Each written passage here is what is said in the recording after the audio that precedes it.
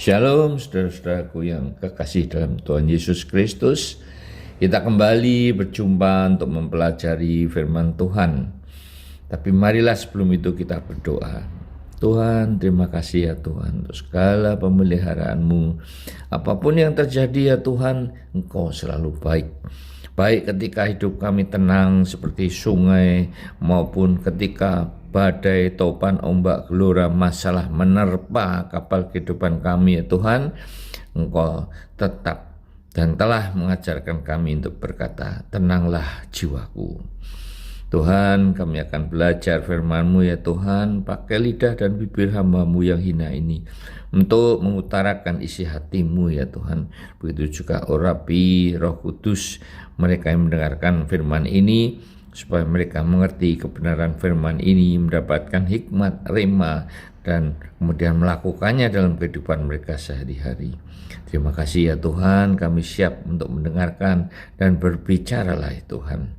Dalam nama Tuhan Yesus kami berdoa dan mengucap syukur. Amin. Saudara-saudara, pagi ini saya akan berbicara dengan topik merendahkan diri. Ya, ayat nasnya adalah Matius 15 ayat 26 yang berbunyi demikian. Tetapi Yesus menjawab, tidak patut mengambil roti yang disediakan bagi anak-anak dan melemparkannya kepada anjing.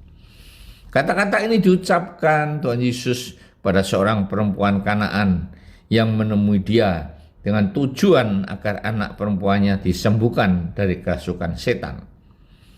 Di mana dia mengaku dan tahu bahwa Yesus adalah Tuhan, anak Daud. Ya, perlakuan apa yang dia terima? Yang pertama, Yesus diam saja ketika dia minta tolong. Malahan murid-murid Yesus menyuruh dia untuk pergi.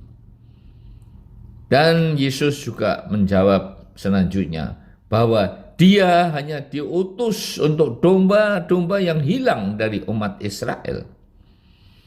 Saudara-saudara, bangsa Fenisia, yaitu perempuan itu, adalah bangsa kuno yang pernah menguasai pesisir Laut Tengah.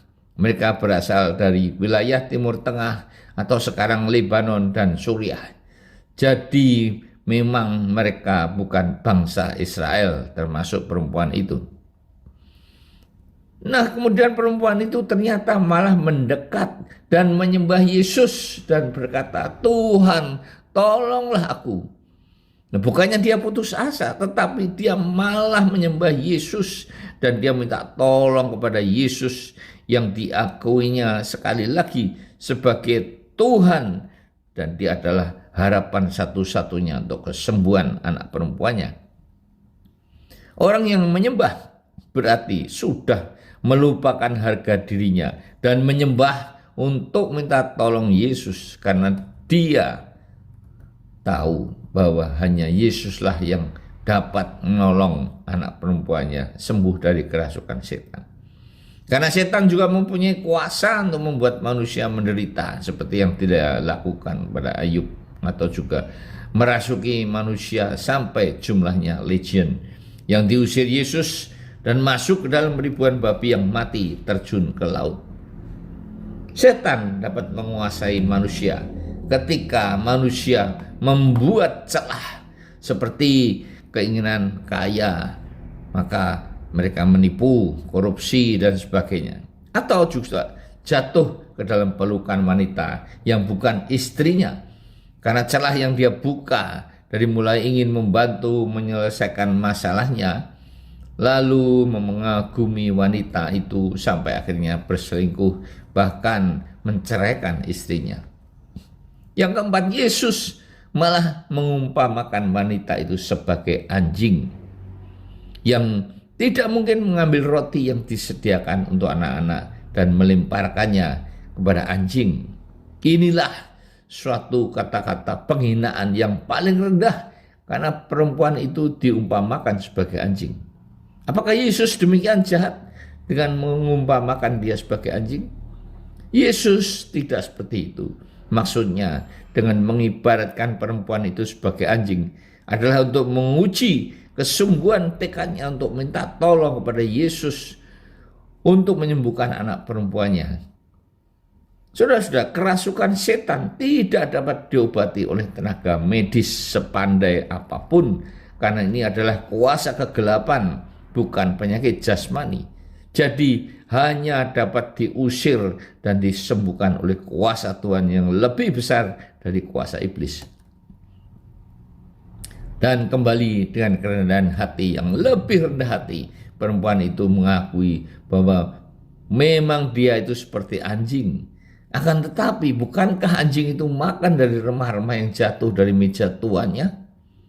Anjing-anjing adalah binatang yang setia, yang menunggu tuannya yang sedang makan dengan harapan akan ada remah-remah atau potongan roti-roti yang kecil yang hancur jatuh dari meja tuannya untuk dia makan.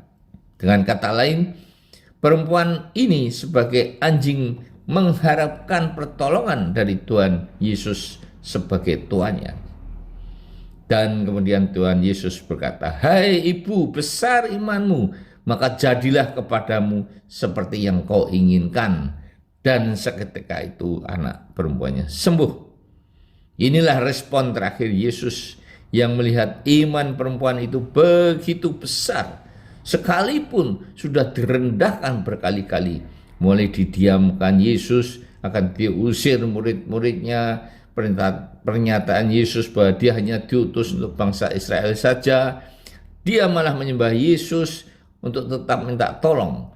Dia dihina bagaikan anjing, bukannya marah tetapi malah lagi-lagi dengan kerendahan hatinya berkata bahwa anjing itu dengan setia menunggu remah-remah roti yang jatuh dari meja tuannya yang sedang makan. Ya, semua perlakuan-perlakuan dan hinaan yang diterima perempuan itu tidak dimasukkan ke dalam hatinya yang dapat membuatnya tersinggung. Karena apa? Karena dia tahu dan yakin bahwa Yesus adalah Tuhan yang dapat menyembuhkan anaknya yang kerasukan setan. Karena iman perempuan itu, maka seketika itu juga anaknya sembuh. Jika Tuhan kehendaki, maka tidak usah menunggu lama-lama. Seketika itu juga terjadi. Seperti juga ketika Petrus minta tolong pada Tuhan Yesus karena mau tenggelam, maka segera Yesus mengangkatnya dari air. Karena jika terlambat maka Petrus akan mati tenggelam. Kadang-kadang Tuhan Yesus diam saja karena mau melihat respons kita. Nah, bagaimanakah dengan respons saudara dengan peristiwa ini? Apakah iman saudara dan saya masih tetap mempunyai iman sebesar perempuan Kanaan itu? Di mana dalam Ibrani 11 ayat 1 dikatakan iman yang merupakan dasar dari segala sesuatu yang kita harapkan dan bukti dari segala sesuatu yang tidak kita lihat. Masih tetap percaya sepenuhnya bahwa hanya dengan berharap dengan segala kerendahan hati kepada Kristus, satu-satunya Tuhan yang maha kuasa, maka harapan itu akan menjadi kenyataan. Dasar iman dapat diilustrasikan sebagai pondasi rumah. Apakah rumah akan didirikan di atas batu karang atau di atas pasir?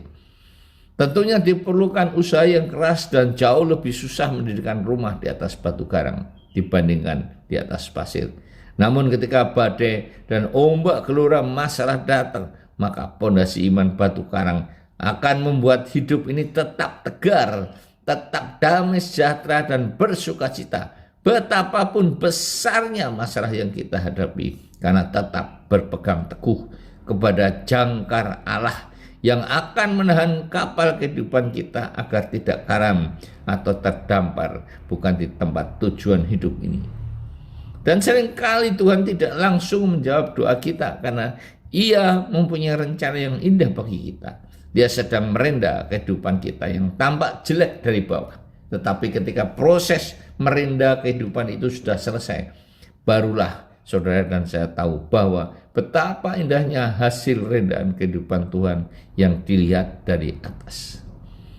Dan semua doa permohonan saudara dan saya harus, dan sekali lagi harus dilakukan dengan segala kerendahan hati, menyembah sujud, tersungkur di kaki Tuhan Yesus, karena hanya itulah yang dapat menggerakkan hatinya untuk mendengar dan mengabulkan doa kita yang sesuai dengan rencana dan kehendaknya.